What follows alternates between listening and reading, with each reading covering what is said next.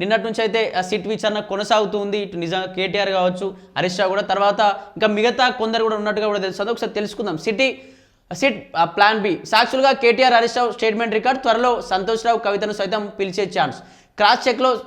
Cross చెక్లో సాక్ష్యాధారాలు దొరికితే నిందితులుగా మార్చే అవకాశం.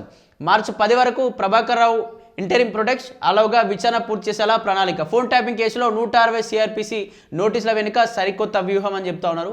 ఫోన్ ట్యాపింగ్ కేసులో సిట్ అధికారులు అమలు చేసినటువంటి ప్లాన్ బి రాష్ట్ర రాజకీయాల్లోనే హాట్ టాపిక్గా మారింది. అరెస్టుల భయం లేకుండా విచారణకు పిలిచేందుకు 160 సిఆర్పి సెక్షన్ వాడుకుంటున్న సిట్ ఇప్పటికే కేటీఆర్, హరీష్ రావు వంటి అగ్రనేతల వాంగ్మూలాలను నమోదు చేసింది.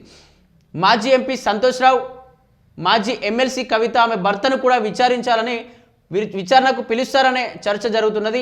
ఎస్ఐబి మాజీ చీఫ్ ప్రభాకర్ రావు ఉన్న ఇంటరిమ్ ప్రొటెక్షన్ గడువు మార్చి 10తో ముగియనుంది. ఆలోగా ట్యాపింగ్ పాల్పడిన ఆఫీసర్లు, పొలిటికల్ లీడర్లు మధ్య లింక్స్ను బయట పెట్టేందుకు సిట్ పకడ్బందీగా అడుగులు వేస్తున్నట్టు తెలుస్తోంది. ఏదైతే దీనికి సంబంధించి ఇందులో ఫోన్ ట్యాపింగ్లో ఉన్నటువంటి ఎవరైతే లీడర్స్ ఉన్నారో, అధికారులు ఉన్నారో అందరినీ కూడా ఖచ్చితంగా మార్చి 10 వరకు ఇతని యొక్క ఏదైతే ప్రభాకర్ రావు యొక్క ఇంటరిమ్ ప్రొటెక్షన్ అనేది 10 తారీఖు వరకు, మార్చి 10 వరకు విధించింది. ఇది ముగిసేంత వరకు ఖచ్చితంగా ఎంతమంది అధికారులు ఉన్నారు, ఎంతమంది పొలిటికల్ లీడర్లు ఉన్నారు, వీళ్ళందరినీ కూడా ఖచ్చితంగా ఎంతమందిలో ఇన్వాల్వ్ అయి ఉన్నారు ఫోన్ ట్యాపింగ్ వ్యవహారంలో, ఎవరి వల్ల జరిగిందని చెప్పేసి ప్రతి ఒక్కటి మార్చి 10 వరకు ఖచ్చితంగా కనుక్కుంటాం. ఇందులో ముఖ్యమైనటువంటి సంతోష్ రావు కావచ్చు, మాజీ ఎంపీ సంతోష్ రావు కావచ్చు, అలాగే మాజీ ఎమ్మెల్సీ కవిత కూడా కావచ్చు, ఇద్దరిని కూడా విచారించాల్సిన అవసరం ఉంటుంది. వీరుంటే కవిత వల్ల భర్తను కూడా విచారించాల్సి ఉంటుంది అని చెప్పేసి కూడా వార్తల్లో వస్తూ ఉన్న పరిస్థితి. అలాగే వాట్సాప్ కాల్స్ పైన కూడా సిట్ ఫోకస్ చేసే అవకాశం ఉన్నట్టుగా కూడా తెలుస్తుంది. దీనికి సంబంధించి ఒకసారి పూర్తి డీటెయిల్స్లోకి వెళ్తే, బీఆర్ఎస్ నేతలందరికీ 160 సిఆర్పిసి నోటీసులు. రాష్ట్ర రాజకీయాల్లో పెను సంచలనం సృష్టించినటువంటి ఫోన్ ట్యాపింగ్ మిస్టరీ ఇప్పుడు హై వోల్టేజ్ పొలిటికల్ థ్రిల్లర్గా కనిపిస్తూ ఉంది. దీనికి తోడుగా సిట్ అధికారులు సిద్ధం చేసిన ప్లాన్ బి ఇప్పుడు హాట్ టాపిక్గా మారింది. కేవలం పోలీస్ అధికారులు అరెస్టులు, విచారణకు పరిమితమైన ఈ కేసు ఇప్పుడు రాజకీయ నాయకుల గడప తొక్కుతోంది. కేటీఆర్, హరీష్ రావు వంటి కీలక నేతలకు 160 సిఆర్పిసి కింద నోటీసులు జారీ చేయడం వెనుక పెద్ద వ్యూహమే ఉన్నట్లు తెలుస్తోంది. అందరికీ ఒకే విధమైన నోటీసులు ఇస్తున్నారా అనే చర్చ ప్రారంభమైంది. కేటీఆర్, హరీష్ రావులను సాక్షులుగా పరిగణించి రికార్డు చేసినటువంటి స్టేట్మెంట్లను మిగతా స్టేట్మెంట్లతో కలిపి దర్యాప్తు చేయనున్నట్లు సిట్ చీఫ్ వెల్లడించారు. విచారణలో భాగంగా కేసుకు సంబంధించినటువంటి పరిపాలనా నిర్ణయాలు, నియామకాలు, ఫోన్ ట్యాపింగ్ ఆరోపణలపై వారి వివరాలు నమోదు చేస్తున్నారని సమాచారం.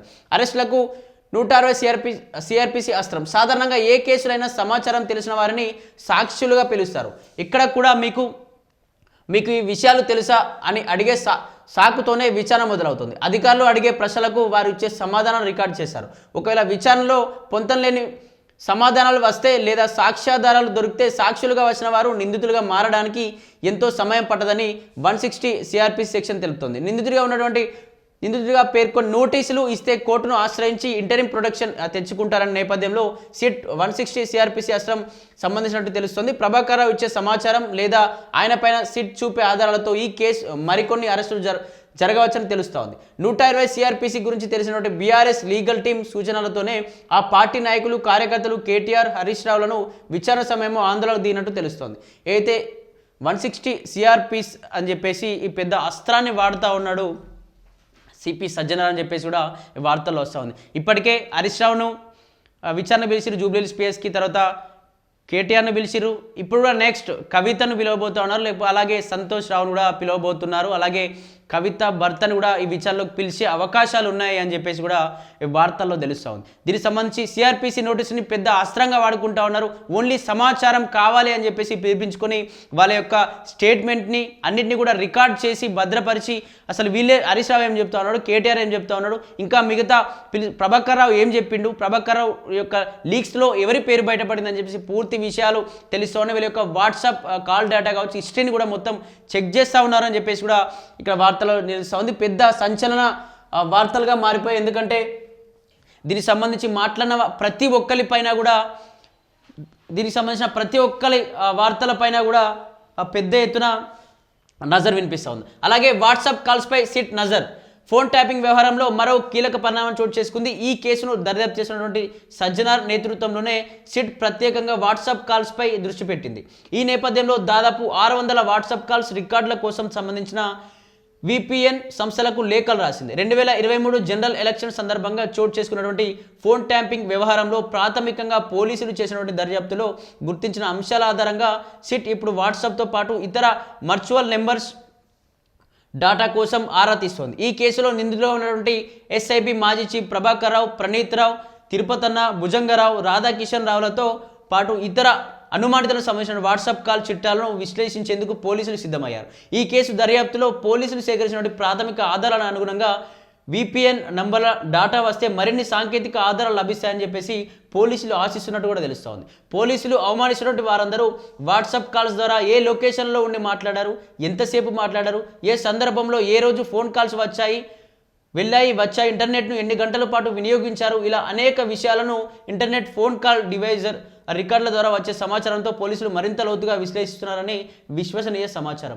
ఏదైతే దీనికి సంబంధించి 600 ఫోన్ నెంబర్ల డాటా కోసం లేఖలు, దీనికి సంబంధించి ఏదైతే వర్చువల్ ప్రైవేట్ నెట్వర్క్ అనే సంస్థలకు కూడా ఏదైతే సిట్ అధికారులు కూడా నోటీసులు దీనికి సంబంధించి లేఖను కూడా రాసిన పరిస్థితి. 600 ఫోన్ కాల్స్ యొక్క వాట్సాప్ డేటా మాకు కావాలని చెప్పేసి ఎంతమందితో చాటింగ్స్ జరిగాయి, అసలు ఎప్పటివరకు ఆన్లైన్లో ఉన్నారు, వీళ్ళు ఎంతమందితో ఫోన్స్ మాట్లాడారు, వాళ్ళ యొక్క లొకేషన్ కావచ్చు, ఆ పూర్తి విషయాలు కూడా మాకు ఖచ్చితంగా కావాలి అని చెప్పేసి కూడా సిట్ అధికారులు వాట్సాప్ సంబంధించినటువంటి కాల్స్ పైన కూడా నజర్ పెట్టినట్టుగా తెలుస్తుంది. దీనికి సంబంధించి పెద్ద ఎత్తున పెద్ద వ్యూహంతోనే కదులుతున్నట్టుగా తెలుస్తుంది. ఇందులో ఉన్నటువంటి ఫోన్ ట్యాంపింగ్ వ్యవహారంలో ఇన్వాల్వ్ అయిన ప్రతి ఒక్కరిని కూడా ఖచ్చితంగా విచారణకు పిలిచే అవకాశాలు ఉన్నాయన్నట్టు కూడా తెలుస్తుంది. దీనికి సంబంధించి బీఆర్ఎస్ పార్టీ కూడా పెద్ద ఎత్తున కావాలని దుష్ప్రచారాలు చేస్తుంది అన్నట్టు కూడా వాళ్ళ వర్షన్ వినిపిస్తూ ఉన్నారు.